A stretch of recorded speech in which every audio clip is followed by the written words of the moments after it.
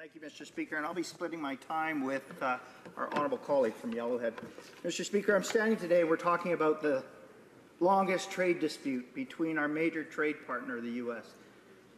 Well, some would say it's been decades. This trade dispute, this trade war, if you will, has been decades. I think perhaps it could be argued that the softwood lumber dispute could perhaps be longer, maybe even a century. It's gone on.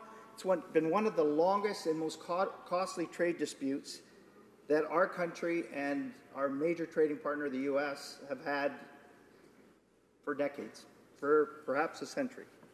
The actual term used when we're talking about softwood lumber and the trade dispute is war, trade war. We talk about that. When an agreement is in place, the term truce is what we use. We've had a truce and we've come to some form of agreement. To date, we've had 4 softwood lumber wars. 4, Mr. Speaker.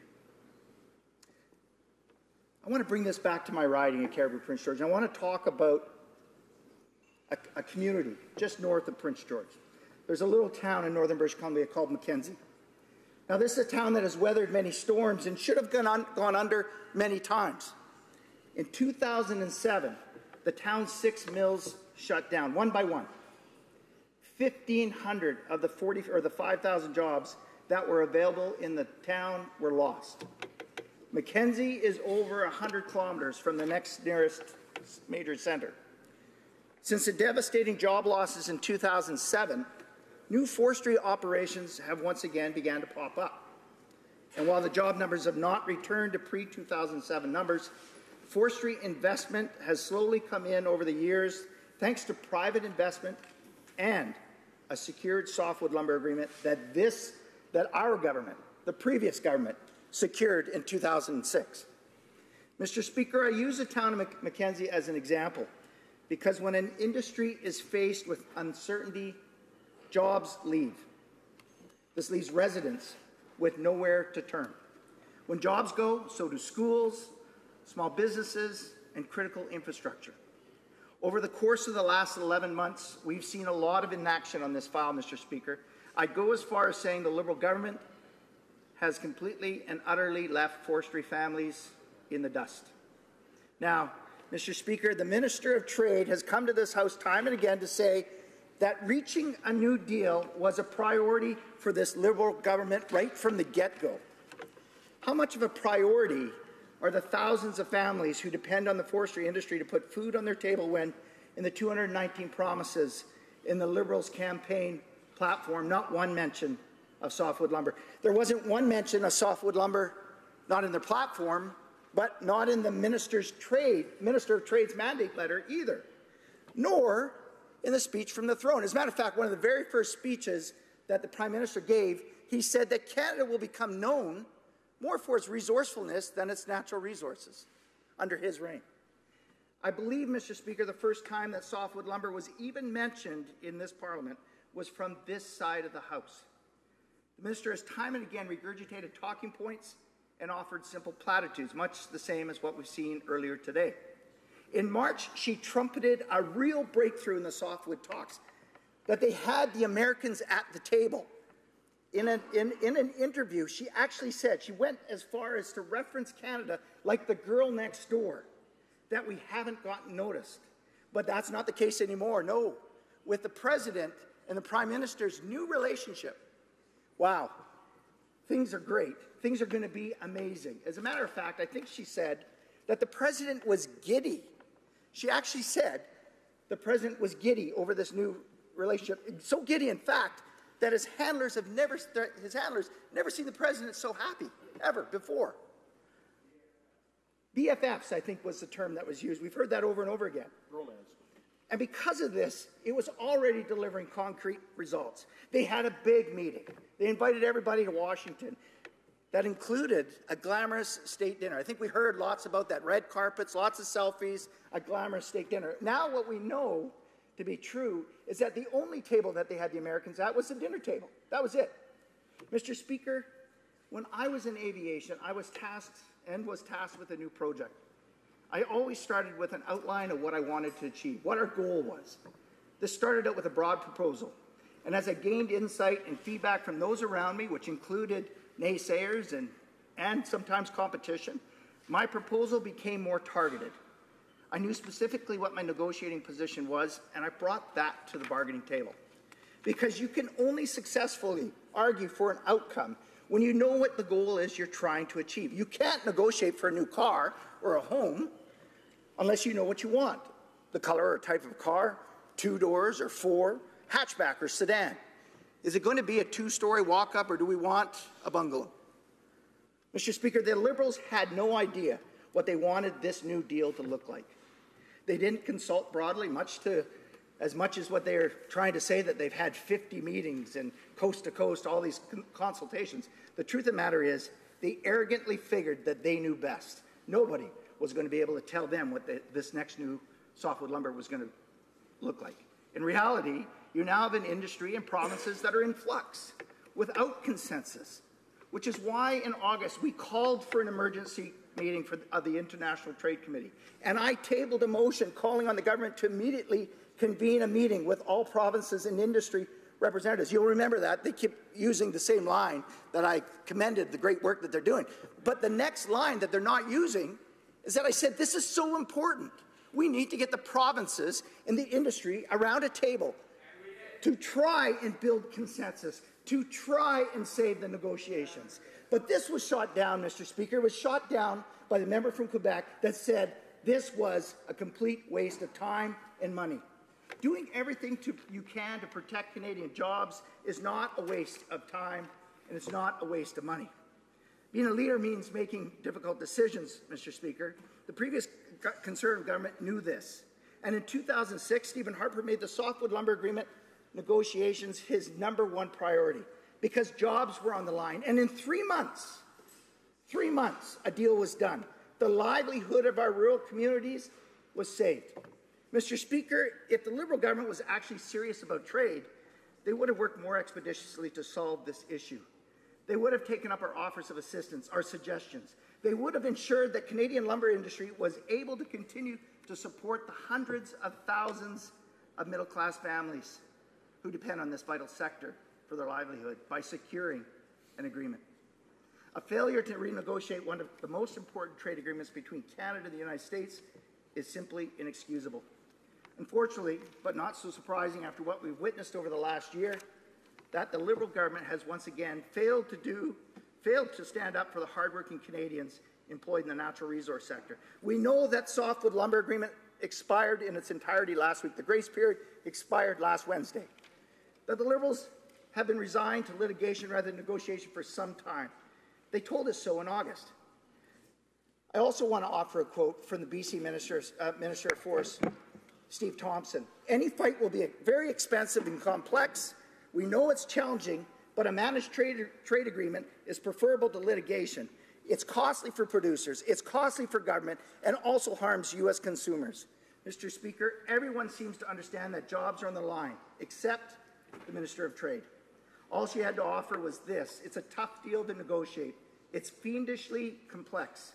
What's tough is finding ways to put food on the table when the towns are literally built on the backs of forestry jobs. Without a new Softwood Lumber Agreement in place, Mr. Speaker, Canadian forestry operations are faced with prospect of costly U.S. duties on lumber that will force producers to shut down. Mr. Speaker, almost 400,000 well-paying, high-quality jobs are now at risk. Small mom-and-pop operations who cannot afford to wait out the litigation will be facing much uncertainty in the coming days. I've said this before. In one of my communities, 400 jobs are at stake, a quarter of the tax base. That may seem a small number when you compare it to places like Vancouver, where the economy is propped up by other avenues such as tourism, film, and TV. Rural communities don't have that same luxury, Mr. Speaker. We're dependent on our natural resource industry to fuel our secondary industries such as real estate, and our secondary, such as real estate, retail, food services, even tourism. I'm not sure the minister from Toronto or the parliamentary secretary from Montreal would fully understand this.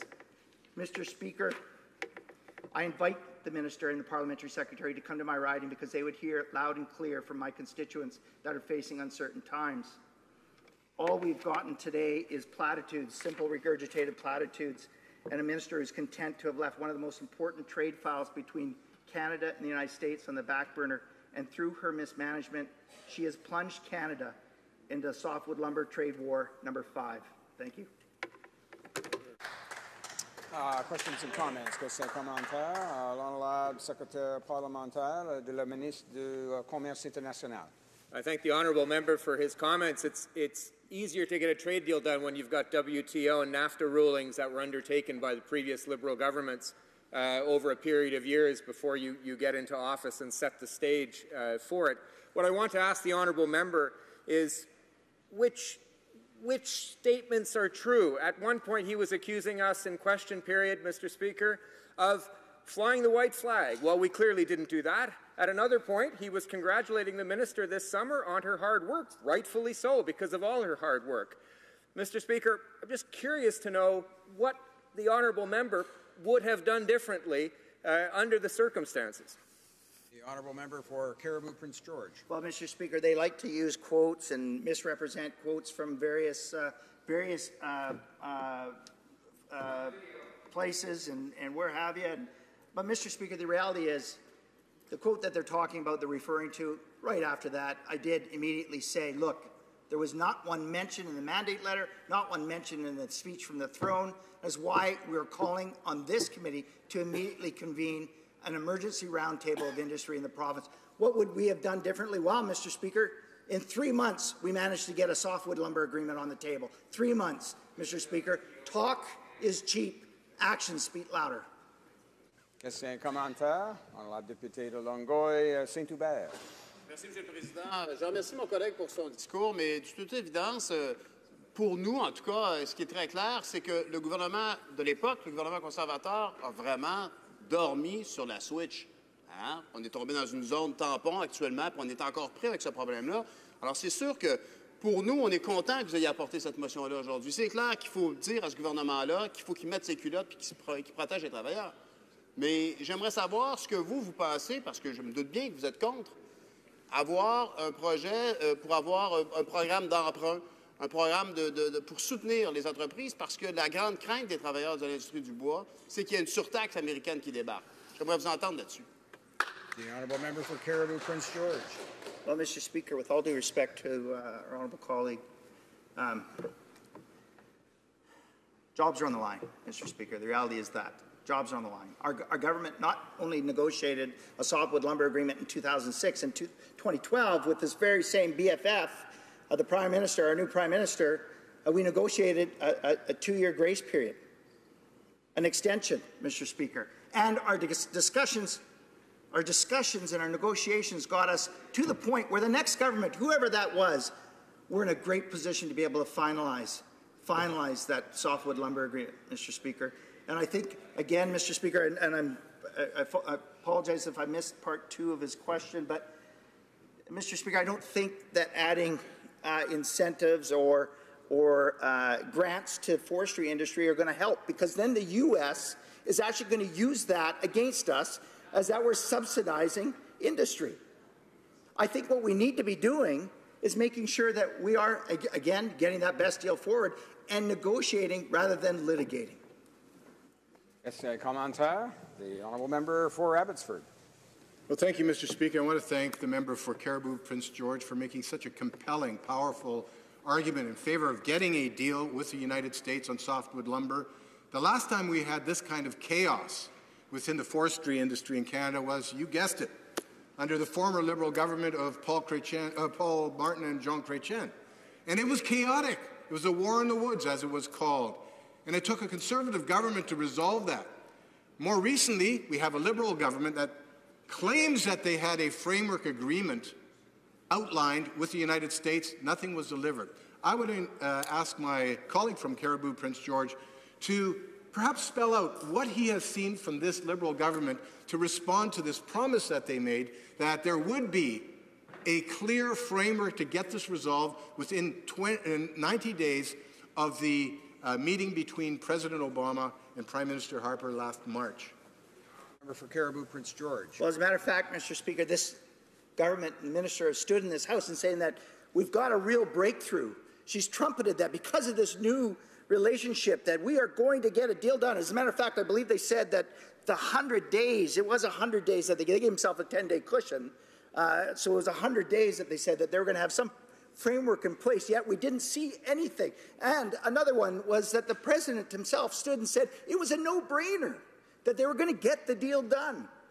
Now, they've also used language such as irritant when they're talking about this industry that so many of our friends and our families are dependent on to put food on their table. Mr. Speaker, all we've seen is fluff from this government, no action, not at all.